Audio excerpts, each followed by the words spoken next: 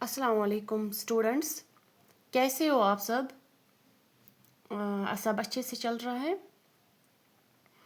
तो आज हमारा ये लेक्चर 5 है रिलेशंस एंड फंक्शंस का, जिसमें हम और आगे बढ़ेंगे और कुछ टर्म्स डिस्कस करेंगे, जिसमें इन्वर्स रिलेशन क्या है वो हम पढ़ेंगे, एम्प्टी रिलेशन, यूनिवर्सल रिलेशन, उन चीज़ों के बारे में हम डिस्कस करेंगे।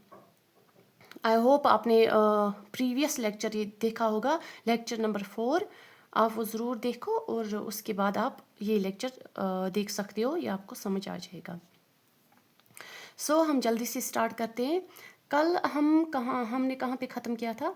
हमने डोमेन, कोडोमेन एंड रेंज के बारे में कुछ पढ़ा था, थोड़ा सा पढ़ा था। हम उसी को कंटिन्यू करते हैं और उसके रिलेटेड हम एक और एग्जांपल देंगे सो दैट ये क्लियर हो जाए हमारा। पहले एक चीज़ है जो कल हमने रिलेशन दी थी, जिसकी एग्जांपल हमने कल की थी, वो है where R is a relation from A to B defined by, जहाँ पे हमने कौन सी रिलेशन लिखी थी? Relation R is the set of all ordered pairs यानी x y, where Y is called x plus 2। तो जब हमने वो सॉल्व की थी, सेट ए हमने ये लिया था 1 2 3 4 5 एंड 6, एंड सेट बी हमने लिया था 2 3 4 5 6 7 8। फिर जब हमने इस रिलेशन को बनाया था, इसमें कौन से ऑर्डर पेयर्स आए थे? 1 3, ठीक है, ये आपको पता ही होगा, कल के लेक्चर में मैंने अच्छे से एक्सप्लेन किया है। हम यहाँ पे वो ऑर्डर इस तरीके से ऑर्डर पेयर बनाते हैं कि ये रूल वो फॉलो करना चाहिए। Where Y is called x plus 2, ये वाई क्या आना चाहिए? एक्स प्लस 2 के बराबर हो गया ये। तो 1 3 2 4 आया था, 3 5 आया था, 3 5 और 4 6 5 7। हमने, अगर किसी को समझ नहीं आ रहा है तो वो लेक्चर नंबर 4 देखिए, उसमें हमने अच्छे से एक्सप्लेन किया था। 6 8, ठीक है। फिर हमने डोमेन देखा था, इसमें डोमेन क्या आ रहा है इसका? Domain of this relation R, domain हमने क्या बोला था? Set of first entries, this this this this this and this, okay. Set of first entries जिसमें आता है 1 2 3 4 5 एंड 6। फिर हमने रेंज देखा था, रेंज कैसे आएगा? रेंज क्या होता है? Range is the set of second entries of this ordered pairs 3 4 5 6 7 and 8। 3 4 5 6 7 8 हो गया यहाँ तक, ठीक। फिर उसके आगे हमने देखा था codomain, codomain of this relation R. वो क्या आया था? कोडोमेन, तो codomain of a relation R is this set B, set of all entries of this set B. Simply हम सेट बी भी लिख सकते हैं, या यही सेट बी हम इस तरीके से यहाँ पे लिख सकते हैं 2 3 4 5 एंड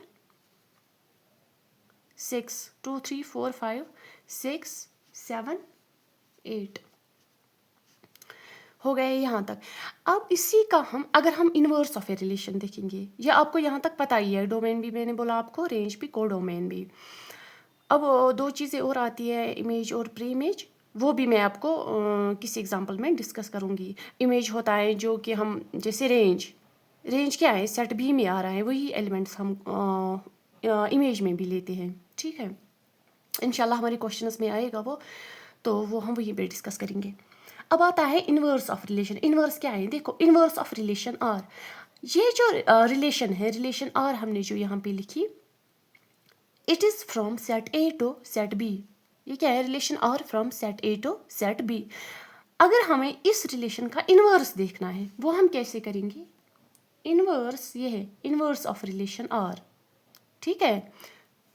एक सेकंड, आपको नहीं दिखाई दे। इनवर्स ऑफ रिलेशन आर अगर हमें देखना है, अगर रिलेशन आर, ठीक, अगर रिलेशन आर है हमारे पास, जो कि ऊपर है, is from set A to set B, ठीक है। तो इनवर्स ऑफ रिलेशन आर क्या आएगा? वो आएगा B to A। ठीक है, inverse of relation R is from B to A। अब अगर इस इनवर्स ऑफ रिलेशन का इसका हमें डोमेन, कोडोमेन एंड रेंज देखना है, सेट्स हम यही लेंगे, ठीक है, यही सेट्स हम लेंगे, इसे यहीं से हम देखेंगे इसका भी इसका कोडोमेन, डोमेन, कोडोमेन और रेंज क्या आएगा। फर्स्ट हम देखेंगे ये इनवर्स ऑफ रिलेशन क्या आएगा। यहाँ पे ये आएगा इनवर्स ऑफ रिलेशन R। यहाँ पे रिलेशन R क्या आई हमें, यहाँ पे 1 3 2 4 3 5 4 6 5 7 6 8। Inverse of this relation R वो आएगा इसका उल्टा, इसका इनवर्स। देखें 3 1। अगर किसी को समझ नहीं आ रहा है प्लीज़ कमेंट्स में बताएं, सो मैं अगर मुझे थोड़ा सा और भी टाइम देना पड़े इसको मैं अच्छे से एक्सप्लेन करूँगी।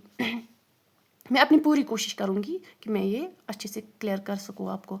3 1 4 2 5 3 6 4 इसका इन्वर्स है, इस रिलेशन का इन्वर्स, ठीक है। 6 4 फिर क्या है 7 5 ओके, और है 8 6। चलो यहाँ पे लिखते हैं 8 6 हो। ये किसका इन्वर्स है, ये इस इन रिलेशन का इन्वर्स है। अगर हमें अब इसका डोमेन देखना है, domain of this inverse relation, ठीक है, इनवर्स रिलेशन हम यहाँ पे लिखेंगे।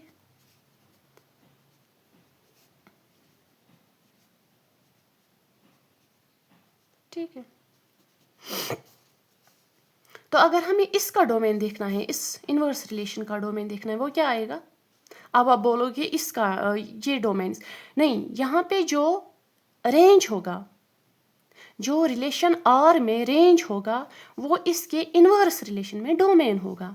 दैट मीन्स यहाँ पे क्या रेंज है 3 4 5 6 7 8, वो रेंज है रिलेशन R का। अगर हम इसका इनवर्स देखें रिलेशन R का, जब हम इनवर्स देखते हैं तो उसका वो डोमेन आता है, ठीक है। तो इसका डोमेन क्या आएगा 3 4 5 6 7 8, ठीक है, यहाँ तक क्लियर है। अब आते हैं रेंज की तरफ। Range of inverse relation R, range of R inverse, ठीक है, वो क्या आएगा, जो ऊपर वाले में डोमेन, सॉरी मैंने कुछ गलत किया, इसका डोमेन इसका रेंज, ठीक। अब इसका रेंज इसका डोमेन, ठीक है, इसका रेंज क्या आएगा, रेंज ऑफ R इनवर्स आएगा इसका डोमेन क्या है 1 2 3 4 5 6। तो यहाँ पे रेंज आएगा ये 1 2 3 4 5 एंड 6, ये आएगा इसका रेंज। अब आती है बात कोडोमेन की। कोडोमेन अगर हम यहाँ पे बोल रहे थे codomain of relation R is set B, जो यहाँ पे 2 3 4 5 6 7 है। अब अगर हमें इसका कोडोमेन देखना है वो क्या आएगा, ज़रा गेस करो क्या आ सकता है, कोशिश करो, ट्राई करो। ओके, वो आएगा इसका सेट A। देखें, अगर इसका कोडोमेन है सेट B, ठीक है, सेट B, क्योंकि जो रिलेशन R है that is from set A to set B। यहाँ पे जो R इनवर्स है ये कहाँ से कहाँ तक है, set A to set B। तो अगर हमें इसका कोडोमेन देखना होगा वो क्या होगा, जो इसका इनवर्स जो है, इनवर्स रिलेशन वो है set B to set A। तो अगर हमें इसका कोडोमेन देखना होगा वो क्या है, सेकंड सेट है ना, मतलब यहाँ पे भी है ना सेकंड सेट, सेट B है ना, A from A to B है ये, it's from A to B। तो यहाँ सेकंड सेट कौन है दूसरा सेट, सेट B। तो यहाँ पे कौन सा दूसरा सेट है, सेट A। तो यहाँ पे कोडोमेन क्या आएगा, सेट A आएगा। तो सेट A क्या है हमारे पास 1 2 3 4 5 एंड 6, ये सेट B है,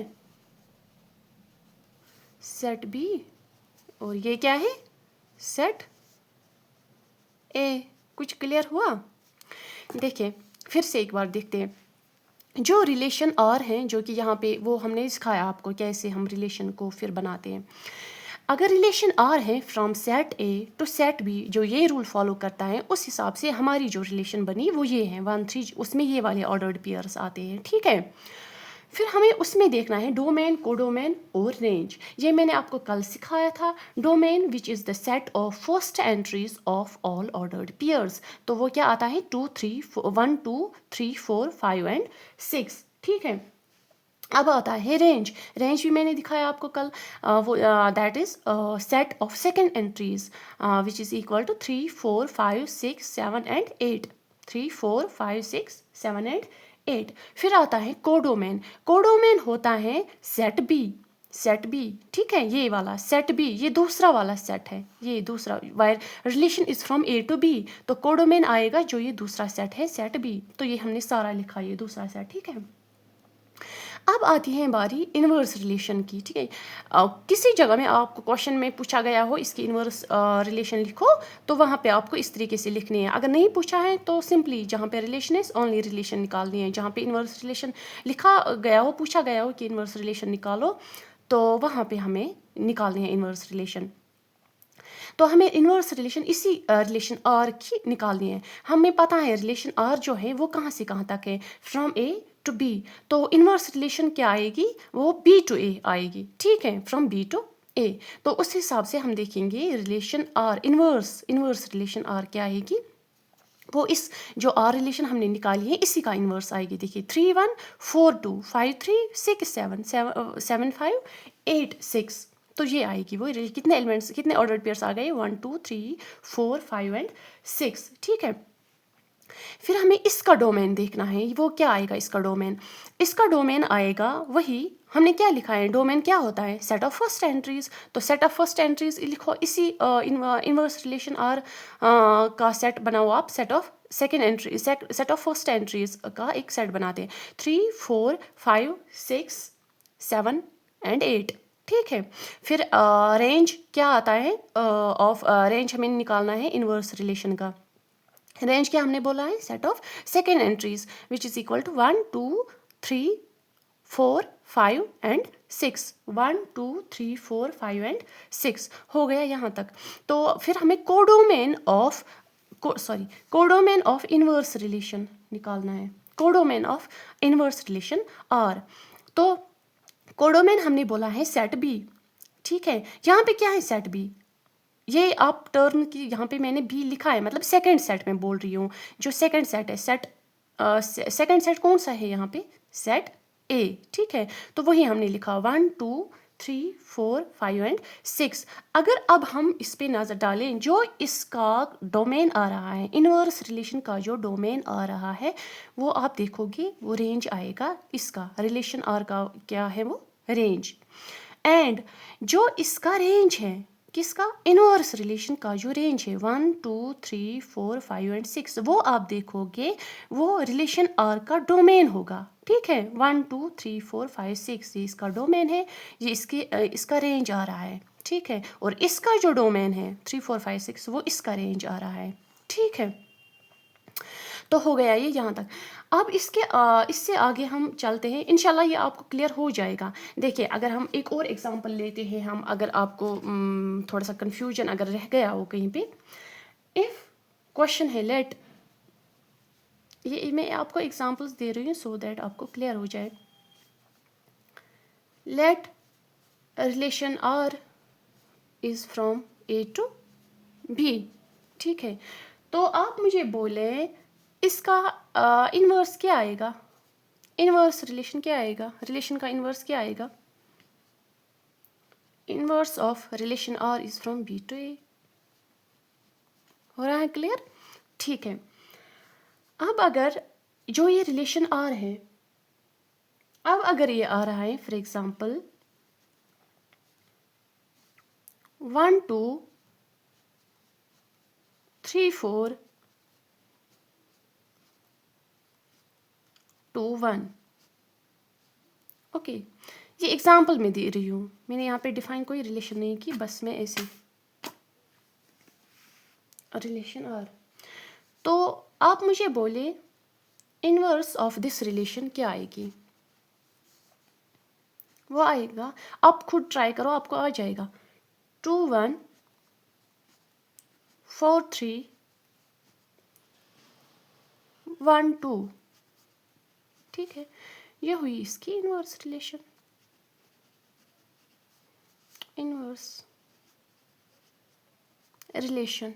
ठीक है, बस ये है, थोड़ा सा ज़्यादा कुछ नहीं है, बस ये मैंने एक दो एग्जांपल्स आपको कराई, सो आपको क्लियर हो जाए। अब आते हैं हम एक और चीज़ की तरफ। अब देखते हैं हम एम्प्टी रिलेशंस क्या होती है और यूनिवर्सल रिलेशंस क्या होती है। ठीक है, तो एम्प्टी रिलेशन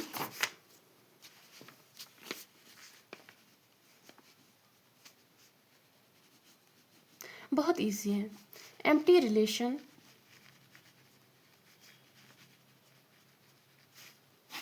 क्या है? ठीक है, फर्स्ट ऑफ ऑल इसकी डेफिनेशन लिखने से पहले मैं आपको समझाऊंगी। अभी तक हमने जो पढ़ा था 11th में, हमने पढ़ा था एम्प्टी सेट। ठीक है, हमने एम्प्टी सेट पढ़ा था। अब ये एम्प्टी सेट से एम्प्टी रिलेशन कैसे बन गया वो हम देखेंगे, ये कैसे बन रही है एम्प्टी रिलेशन, फिर हम इसकी डेफिनेशन लिखेंगे। लेट ये सेट ए है, ठीक है, ये सेट बी है। फॉर एग्जाम्पल 1 2 3 4 5 एंड 6, या ऐसे भी हम लिख सकते हैं, सेट ए इज 1 2 3। आपको इस तरीके से पता नहीं क्या लगेगा, ये कुछ टफ ही, 4 5 एंड 6। ठीक है, थोड़ा समझाने के लिए। तो यहाँ पे क्या है, अगर हम जब हम 11th में बात करते थे सेट, एम्प्टी सेट की, एम्प्टी सेट हम क्या बोल रहे थे, एम्प्टी सेट क्या होता है?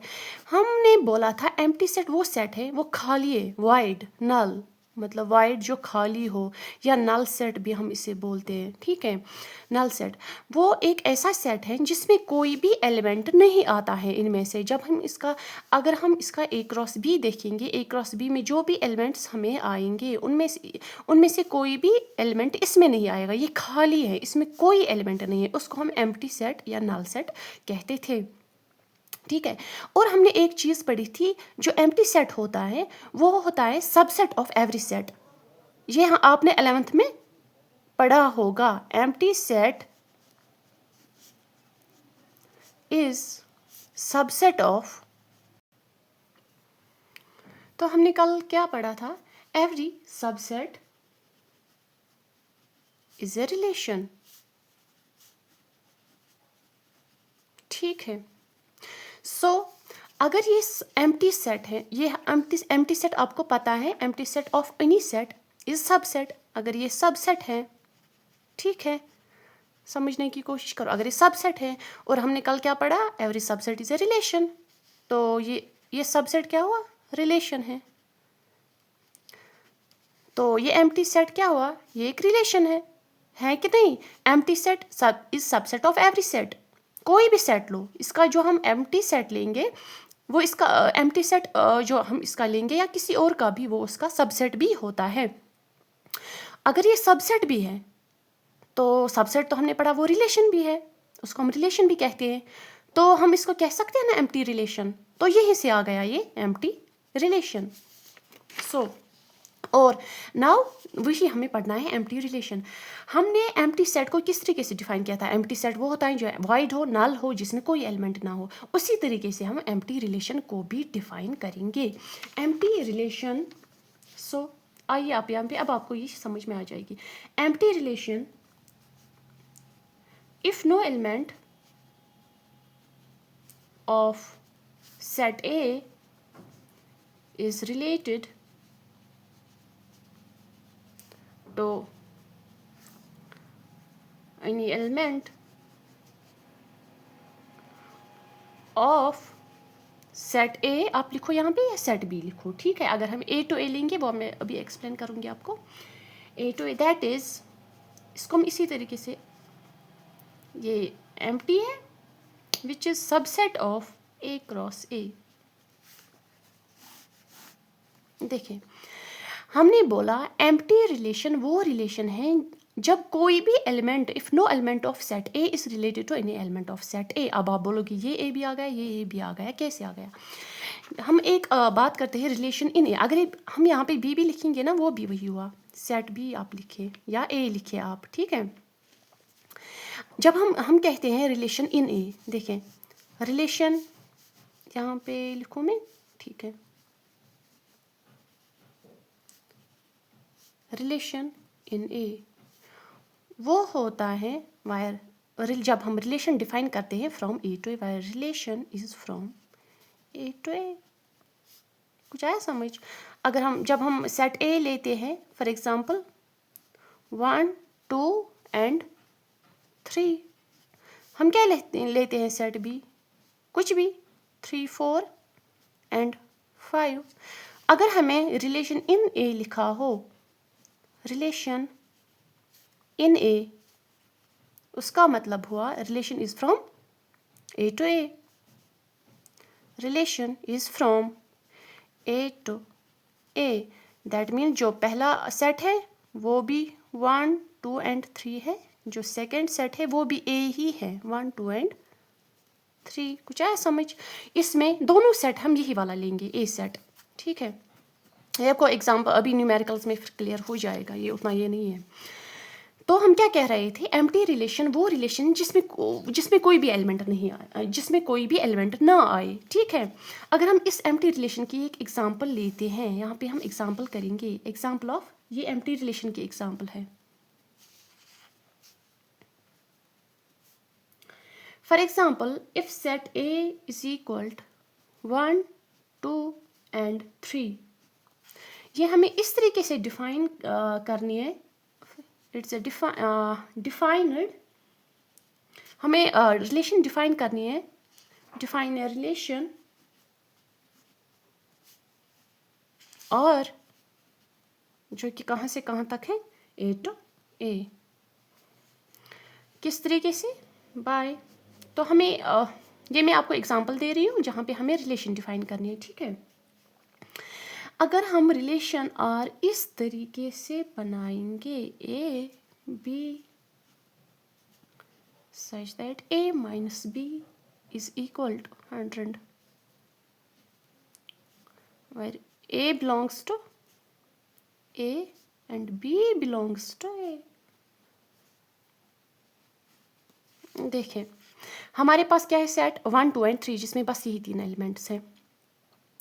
तो हमें रिलेशन कहाँ से कहाँ तक है, relation in A, that means it's from A to A, set A भी है सेट बी भी ही है। आ रहा है समझ? तो सेट बी अलग से लिखने की ज़रूरत नहीं है, यही है, सेट ए भी है सेट बी भी यही है। और रिलेशन हमें इस तरीके से बनानी है कि जो ऑर्डर्ड पेयर्स हैं उनमें जो ए और बी, ए हमें पहले इस वाले सेट, इसी सेट में से लेना है, सेट ए एलिमेंट, और जो बी है वो भी हमें इसी से लेना है, ठीक है। where A belongs to this A and B belongs to this A, क्योंकि हमने दोनों, ये रिलेशन इन ए है, दैट मीन्स दोनों सेट यही है, ठीक है। तो हमें जो ऑर्डर्ड पेयर्स बनाने हैं उनमें क्या होना चाहिए, A minus B should be equal to 100, A minus B 100 के बराबर। आप मुझे बताइए, आप जब हम ये रिलेशन R बनाएंगे क्या इसमें कोई ऑर्डर्ड पेयर आएगा? बताएं। अगर हम 1 माइनस 1 करेंगे आएगा 100 के बराबर, 1 माइनस 2 करेंगे आएगा 100 के बराबर? नहीं। 1 माइनस 3 करेंगे या 3 माइनस 1 3 माइनस 2, कुछ भी इन तीनों एलिमेंट्स में हम जिस तरीके से भी इनका डिफरेंस इनको सब्ट्रैक्ट करेंगे, क्या वो 100 के बराबर आएगा? नहीं आएगा। दैट मीन्स ये एम्प्टी है, ये खाली है, इसमें कोई एलिमेंट नहीं है, ठीक है। जब ये एम्प्टी है, खाली है, हमने पहले भी बोला है जो एम्प्टी सेट होता है, और उसी तरीके से हम यहाँ पे एम्प्टी रिलेशन की बात करते हैं। जो एम्प्टी रिलेशन है that is subset of A cross A. A cross ए आपको मैंने बोला है विच इज कार्टेशियन प्रोडक्ट। जब हम ए क्रॉस ए निकालते हैं, सेट ए भी यही लेते हैं सेट बी भी यही लेते हैं, उनका हम A cross A, that means Cartesian product उनका निकालेंगे, वही है ये ए क्रॉस ए। आ रहा है समझ? सो ये हुआ, यही मैंने यहाँ पे लिखा। अब ये आपको क्लियर हो गया होगा। सो एम्प्टी रिलेशन वो रिलेशन है जिसमें कोई भी एलिमेंट नहीं, जहाँ पे ए सेट का कोई भी एलिमेंट सेट बी के एलिमेंट के साथ रिलेट नहीं करता है, वही हुआ एम्प्टी रिलेशन। तो वो सबसेट ऑफ ए क्रॉस ए का आएगा, यानी कि कार्टेशियन, जो हमारे पास दो सेट्स होंगे उनका जो कार्टेशियन प्रोडक्ट है उसका वो सबसेट होगा, वो एम्प्टी सेट। इसी तरीके से हम लेंगे क्या है वो दूसरी यूनिवर्सल रिलेशन, ठीक है। दूसरी रिलेशन क्या है हमारी, यूनिवर्सल रिलेशन। अब है यूनिवर्सल रिलेशन, उसकी हम डेफिनेशन इस तरीके से लिखेंगे, आपने पहले पढ़ा ही होगा, आपको पता ही होगा क्या है, मैं क्या बोलना चाह रही हूँ, बट कुछ स्टूडेंट्स होंगे जिनको नहीं पता होगा, सो इसलिए मैं क्लियर करना चाहूँगी, उन्हें भी पता चले क्या है, उन्हें भी क्लियर हो जाए, सो दैट आगे जब वो न्यूमेरिकल्स करेंगे उन्हें डिफ़िकल्ट वो चीज़ें ना लगे।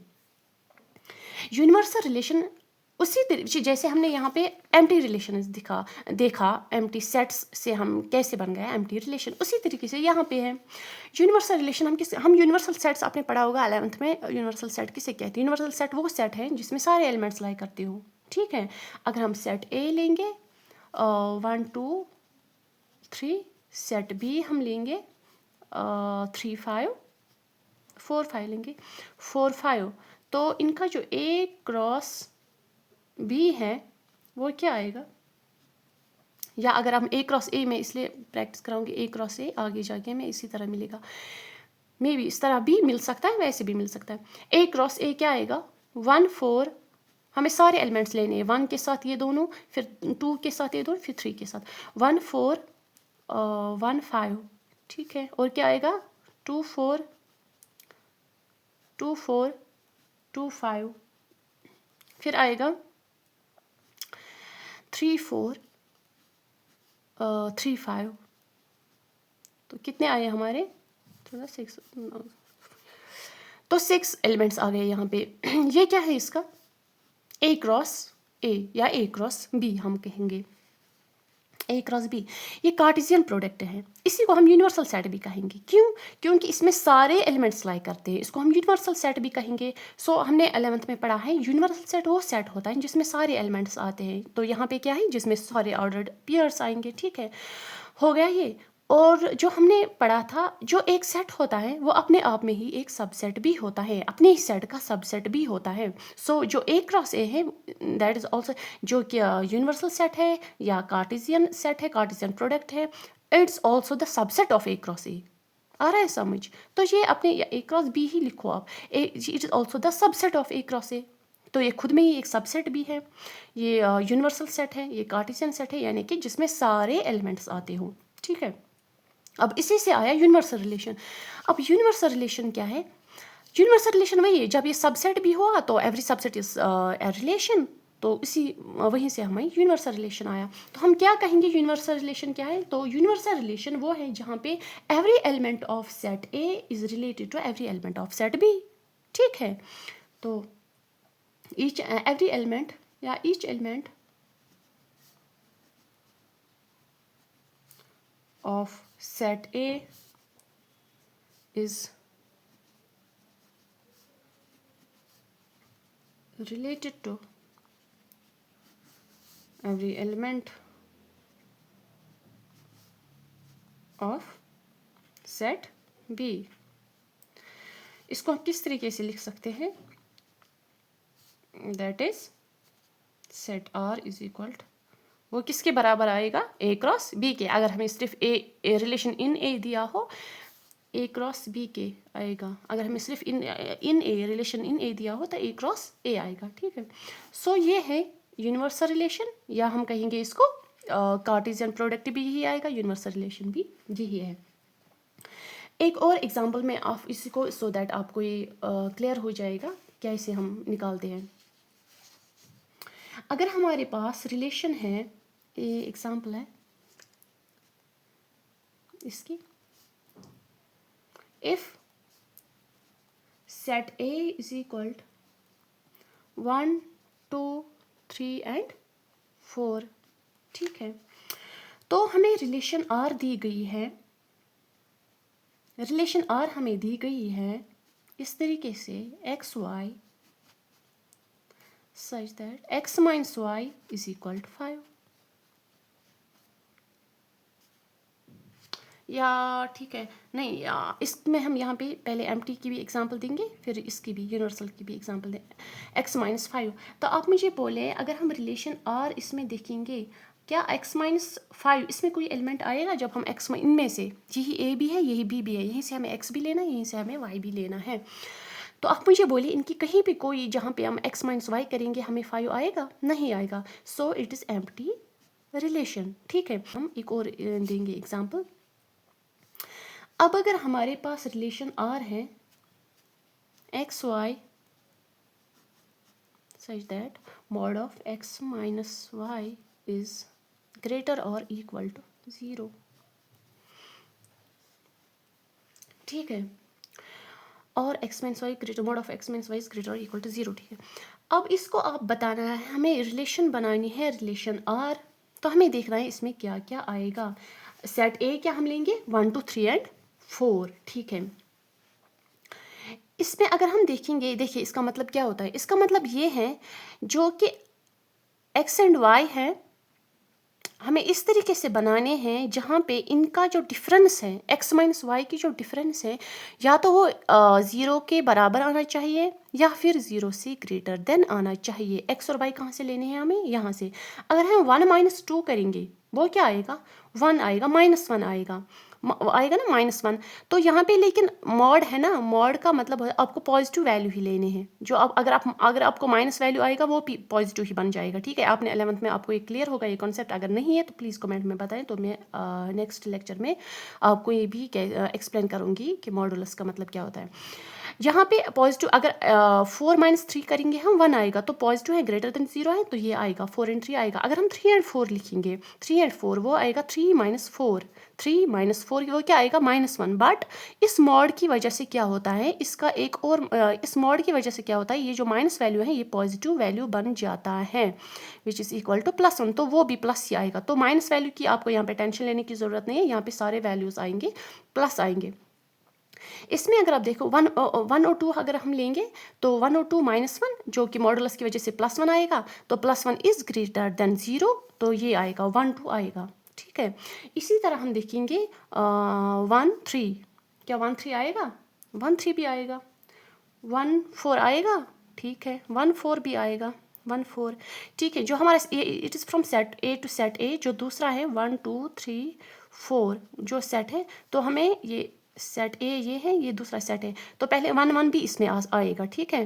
1 1 1 माइनस 1 क्या आएगा 0, एंड 0 इज इक्वल टू 0, तो वो भी आएगा। 1 2, ठीक है, वो भी आएगा, 1 3 भी आएगा, 1 4 भी आएगा, 1 5 भी आएगा, 1 5 नहीं 2, फिर हम 2 की तरफ जाएंगे, 2 विद 1, फिर है 2 विद 2, फिर है 2 विद 3, 2 विद 4, ठीक है, 2 विद 5। सो मुझे पता नहीं मुझे ये 5 क्यों आ रहा है, मैं इस 5 को देख रही हूँ इसलिए मुझे हो रहा है। 3 फिर हम 3 से लेंगे, 3 1, 3 2, फिर है 3 3,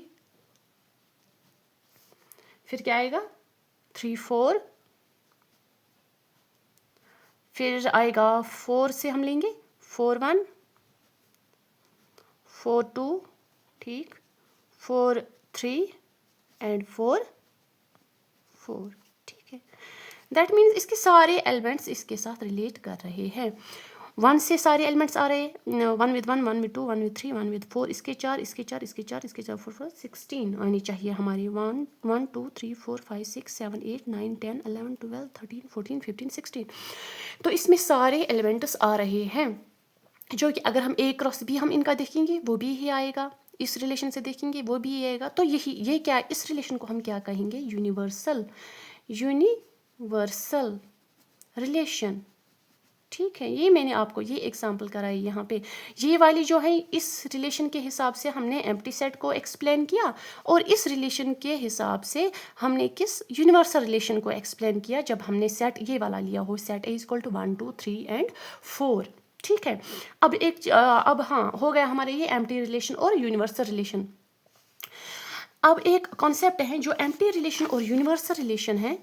एम्प्टी रिलेशन और यूनिवर्सल रिलेशन जो है, इन दोनों को क्या हम समटाइम्स कभी कभी इनको क्या कहते हैं, sometimes empty relation and universal relation, इनको हम क्या कहते हैं, ट्राइवियल रिलेशंस, जो आपकी बुक में दिया गया है VIAL, ट्राइवियल रिलेशन इनको कहते हैं। सो ये आपको याद रखना है। So sometimes empty relation and universal relation, ये इन दोनों को कहा जाता है क्या, ट्राइवियल रिलेशन। तो ये हुआ आज का हमारा ये लेक्चर। तो अगर आपको ये समझ आ गया हो तो प्लीज़ कमेंट्स में बताएं, और कहाँ कहाँ पे चेंज करने की ज़रूरत है वो भी आप बोलें। सो आप भी मुझसे कुछ सीखें और मैं भी आपसे कुछ सीखूं। तो इसी के साथ, और दूसरी बात यह है कि आप इसको कंटिन्यू मतलब प्रैक्टिस करते रहना है आपको। तो इसके साथ टच में रहना है मैथ्स के साथ। इसको आप लास्ट के मंथ पे नहीं छोड़ सकते। लास्ट एग्ज़ाम फिर जब एग्ज़ाम्स आएंगे तो लास्ट मंथ पे आप इसको नहीं छोड़ सकते। आप इसको पहले से ही प्रैक्टिस करना स्टार्ट करें। और कुछ थोड़ी सी इम्प्रूवमेंट मैं भी करूँगी। मैं भी इम्प्रूव करूँगी अपने लेक्चर्स को डिलीवर करने में, बाकी चीज़ें। तो आप भी थोड़ा सा सपोर्ट करें, कोऑर्डिनेट करें मेरे साथ। और please like share and subscribe. आपको पता ही है, अगर आपको पसंद आ रहा है तो करना ज़रूर। तो बाकी आपकी मर्ज़ी। थैंक्स।